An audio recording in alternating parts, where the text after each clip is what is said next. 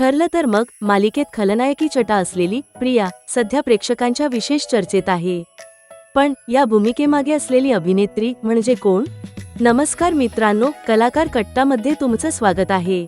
आज आपण जाणून घेणार आहोत ठरलं तर मग फेम प्रिया उर्फ प्रियंका तेंडुलकर यांच्याबद्दल.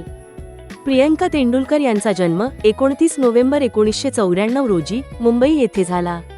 लहानपणापासूनच त्यांना अभिनय, नाटक आणि कलाक्षेत्राची विशेष आवड होती. त्यांनी आपले शालेय शिक्षण पार्ले टिळक विद्यालय मुंबई येथे पूर्ण केले. यानंतर अभिनयाचे योग्य प्रशिक्षण मिळावे म्हणून त्यांनी पुणे विद्यापीठाच्या ललित कला केंद्रातून परफॉर्मिंग आर्ट्समध्ये पदवी प्राप्त केली. करिअरबद्दल बोलायचं झालं तर त्यांची टेलिव्हिजन कारकीर्द जय मल्हार या मालिकेतून सुरू झाली, जिथे त्यांनी नकारात्मक भूमिकेतून आपली वेगळी छाप पाडली.